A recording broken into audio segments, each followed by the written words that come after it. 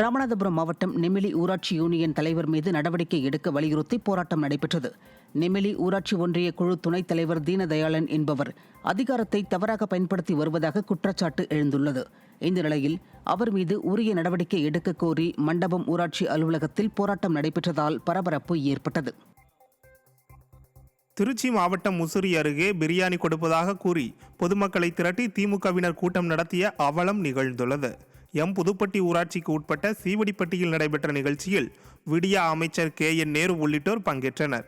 இதில் மக்கள் கூட்டம் குறையாமல் இருப்பது போல் காண்பிப்பதற்காக பிரியாணி வழங்கி மக்களை திமுகவினர் திரட்டியுள்ளனர். ஆனால் அனைவருக்கும் பிரியாணி கொடுக்காமல் ஏமாற்றியதாகவும் மக்கள் முணுமுணுத்து சென்றனர்.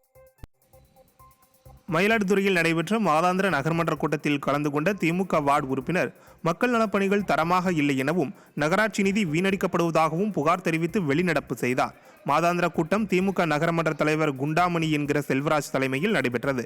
அப்போது பல்வேறு பணிகளுக்காக 5 கணினிகள் 2 பிரிண்டர்கள் வாங்க 4.50 லட்சம் செலவீனமாக ஒப்புதல் கோரப்பட்டது. இதற்கு எதிர்ப்பு தெரிவித்த திமுக வார்டு உறுப்பினர் ரஜினி, நீங்கள் வாங்கும் i5 மாடல் கணினி 15 வருடத்திற்கு முன் வந்தது, அதற்கு ஏன் அதிக பணம் செலவு செய்ய வேண்டும் எனவும் மக்கள் நலப்பணிகள் தரமாக இல்லை எனவும் குற்றம் சாட்டினார்.